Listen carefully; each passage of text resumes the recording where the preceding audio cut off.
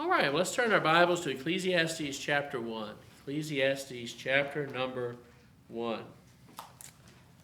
I don't know if Jason and Mandy ever did this when they were in the military, but you hear stories about people being told in the military to move a pile of dirt from one place to another place, and then moving that pile of dirt from the place you moved it back to the original. Did you do that? Oh, okay. Was that disciplinary, or was it just something people did? Just something you did. Okay. Yeah, you don't have that. Okay, all right. Well, as you think about that activity, one thing significant about it is that there's a lack of purpose in that activity, and there's a lack of significance. And as you think about that activity and the lack of purpose and lack of significance, you just discovered what Solomon discovered as he examined life under the sun. Tonight we're going to be looking at the first 11 verses of Ecclesiastes, and this is the prologue in Solomon's discussion of what is the significance of human life.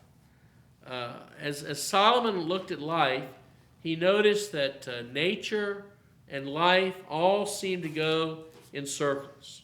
Nature and history is just one big circle. And it looks like, as you look at the overall scheme of things, that there's no real progress in life, and there's no real progress in this world.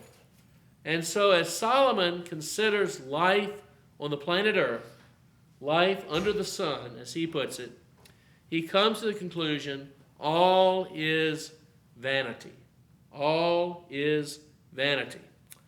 And so, here is the question that Solomon raises in this book that we're going to start to look at tonight. And that is this: what profit can a person have for all of his efforts in this life? And let's get right into it with verse number 1. It says, the words of the preacher, the son of David, king in Jerusalem. Now, we discussed this last time, but the writer of this book is called the preacher. And the word preacher is a Greek transliteration of the word, the title of this book, Ecclesiastes. And so that is comes from a Greek translation of the word preacher. And so that's actually the title of the book, is preacher, Ecclesiastes. The word preacher, as we noted last time, means one who gathers. And so it could mean one who gathers people together, like you're going to preach to an audience, or it could be one who gathers proverbs.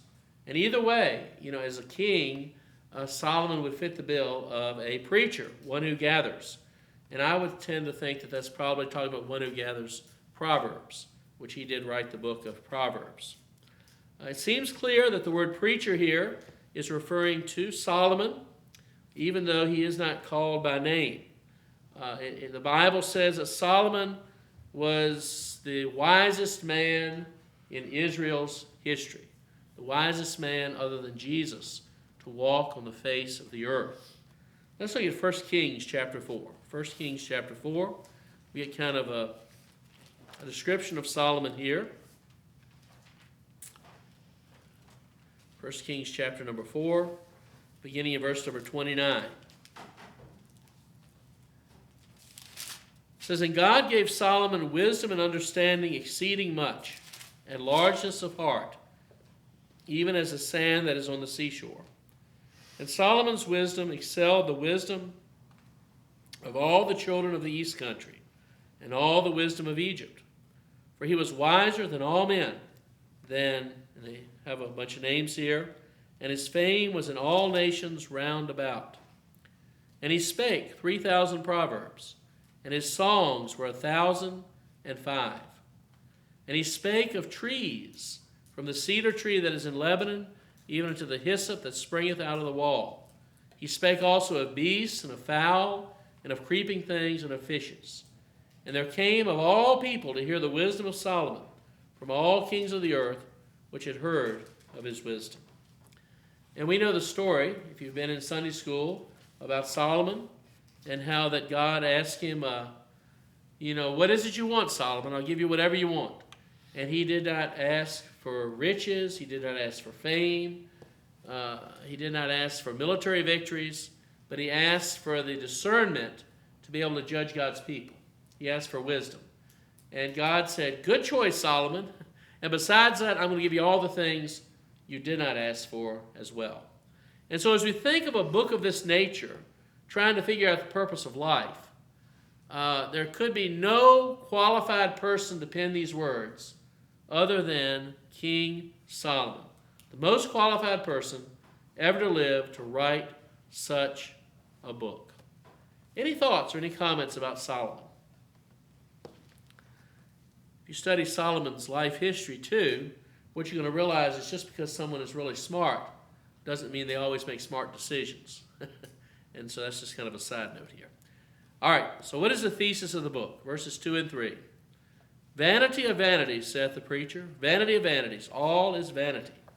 What profit has a man of all his labor which he taketh under the sun? Verse number 2, we see the vanity of life. Solomon utters his indictment against life. Vanity of vanities, all is vanity. We see at the end of the book, in chapter 12, verse 8, he concludes his words. Vanity of vanities, saith the preacher, all is vanity. And these two verses, chapter 12, verse 8, and chapter 1, verse 2, are like bookends. And this is where he discusses the meaning of life under the sun. Thankfully, it goes on past verse number 8 of chapter 12, where Solomon gives us the meaning of life and how we ought to live. But we'll get to that eventually. So the word vanity literally means breath. Breath. And what this stands for is the brevity of life and the empty and the fleeting nature of life. And so just like on a cold winter day, you have you can see your breath in the air, and all of a sudden it goes away. Today you might think about someone who's vaping, and they just blow that stuff out and all of a sudden dissipates. It would have been smoke in the past. Just like a vapor, you see a power plant and you see the steam coming out of the power plant and it just goes away. That is the word that Solomon uses to describe life, vanity. Now it's interesting that the person who wrote this Sunday school material that I'm drawing from, and that is Daniel Estes, he also has another word for vanity, which I find interesting. I don't see that it's a major word, but the word that he uses is puzzling. Vanity means it's puzzling, that life is something under the sun that we cannot fully figure out. And that's just an interesting note that he adds there. But despite all of its promise, life, you're going to love this, is a meaningless disappointment. Okay. Wow, what a positive book we're studying here, right? My biology teacher was right? Life is hard and then you die. Well, that's the conclusion under the sun that Solomon is coming to in his book. There's nothing here on this earth that is worth living for. Vanity of vanities is a Hebrew expression, and it means the most vain thing of all. Okay, so Solomon started his book from the point of view of those who are living without God. And so this is not talking about the Christian life here. It's talking about those who live without God. Remember what the book of Psalms says twice. The fool has said in his heart, there is no God. And that doesn't mean that a person does not necessarily believe or know that there's a God. Even the devils believe and tremble, as James says. But it means they live as if God doesn't exist. This is what life is when you live as if God doesn't exist. Vanity. It's brief, it's fleeting, it's empty, it's worthless, and Mr. Estes would say puzzling. So, kind of an interesting word. Okay, so as we look at this book, likely this book is tracing Solomon's journey from looking for fulfillment apart from God to finding fulfillment in a relationship with God. And so here he is, this wealthy man that has lots of servants, and he has time to ponder the greater things of life. And he's trying to see if there's anything on this earth that's worth giving your life to apart from God, under the sun. So who can relate to this story here of Ecclesiastes? The person who has no place for God can relate the most to Solomon's message. Solomon spoke the language of a person who tries to live without God. And therefore, it could be one of the most useful books of the Bible for introducing unsaved people to God. Because unsaved people, if they're honest, are going to admit, yes, there's nothing to this life. And you say, well, hold on. I just went to all these graduations. And all these graduations, you've got your whole life ahead of you. Your potential is endless. You need to make your own way in this world and leave a mark behind, saying so-and-so, fill in the blank with your name, was here. All these empty commencement speeches that they give at these graduations. Well, the word vanity is a popular word for Solomon. He uses it at least 37 times in the book. And at the conclusion, he concludes that all of life under the sun is vanity. He concluded that human achievements are short-lived and that apart from God, nothing on this earth can satisfy us. That is what he concluded. Any thoughts about vanity of vanities? All is vanity. Emptiness. All right, let's continue our positive lesson. What is the profit of life? Chapter 1, verse number 3.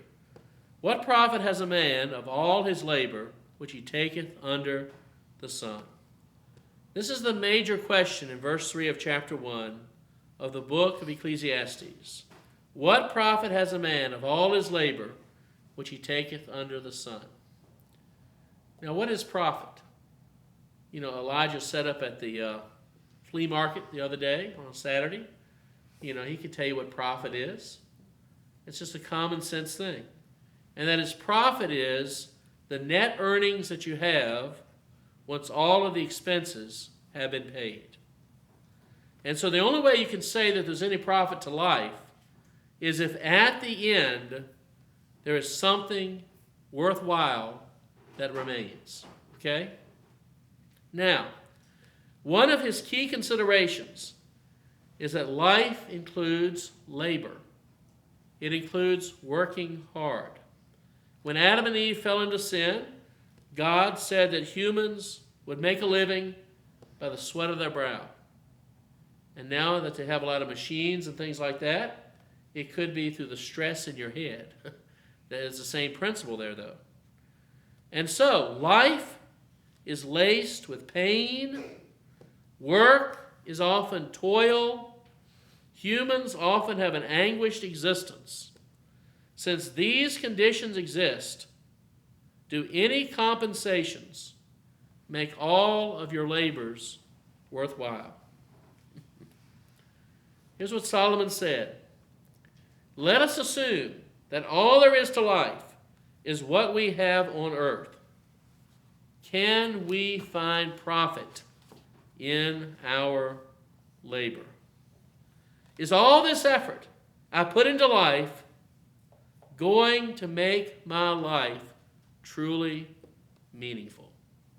That is the question that Solomon is proposing here.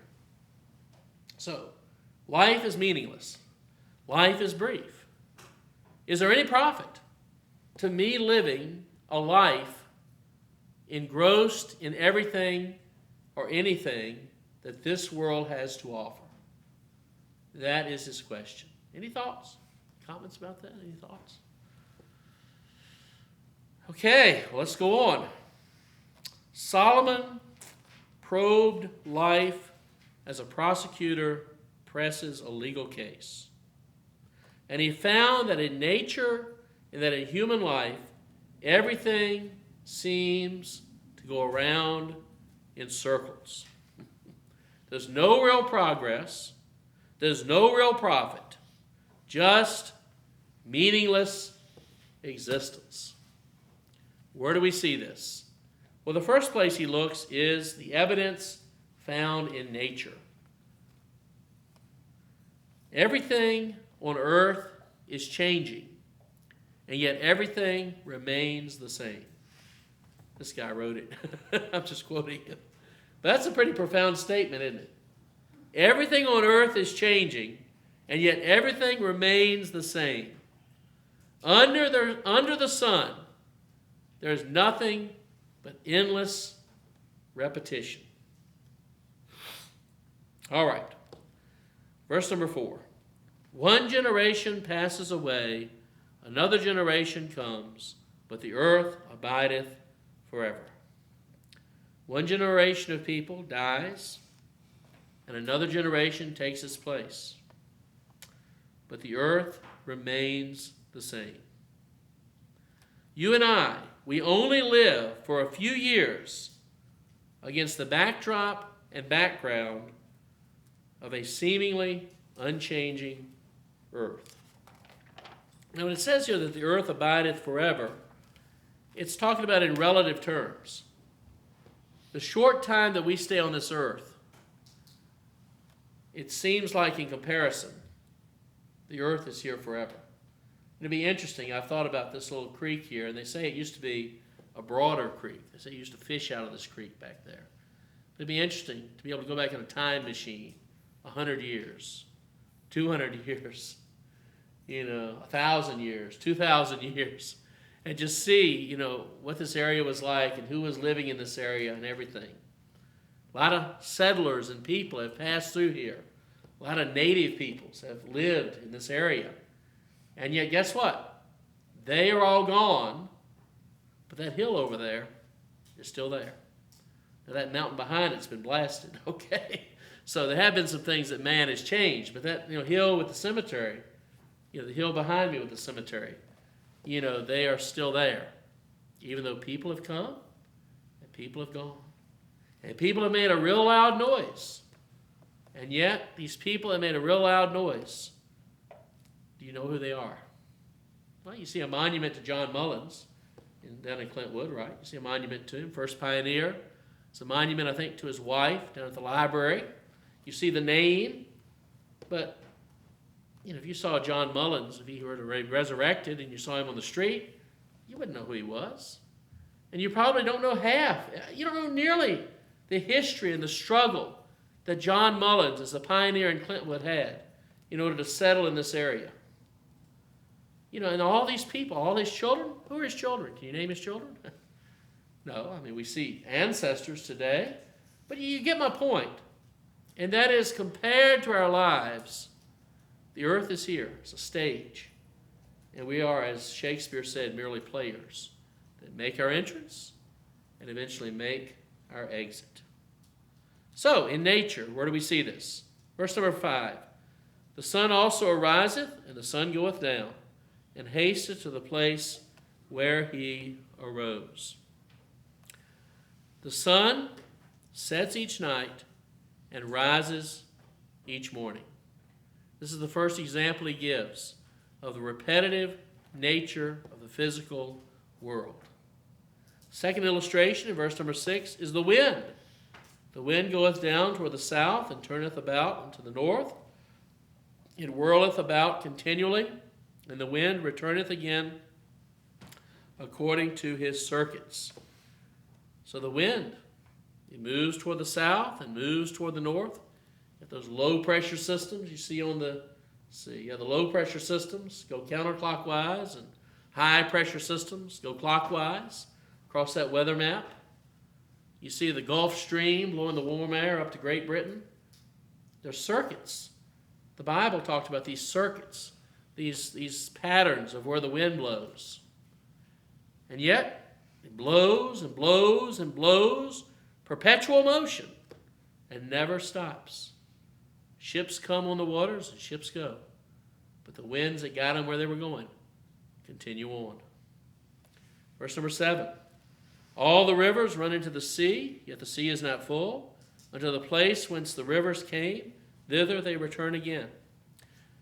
The author here believes that Solomon may have been thinking about the Dead Sea in this case. If you know anything about the Dead Sea, if we ever go to Israel, we're going to go and you got to jump in the Dead Sea. And they say you just float. Okay, it's got so many minerals. Someone might say it's so polluted. But it's minerals, it's natural, right? And so you just float on the Dead Sea. And they say it's no effort. You just go out in it, you're just floating around. Because there's no outgoing from the Dead Sea. So all the water runs into the Dead Sea. And what happens? It evaporates, comes back as rain. It evaporates, comes back as rain. The water cycle he's referring to here. Water vapor in the atmosphere condenses into water droplets, which falls as rain, which forms in the oceans, which goes back up into the clouds, and it happens over and over and over again. And yet those of us who experience the rain year after year after year, we're here, we're gone. The rain continues. The winds continue. The sun continues going around. That doesn't mean it's a flat earth. That's not what it's talking about here.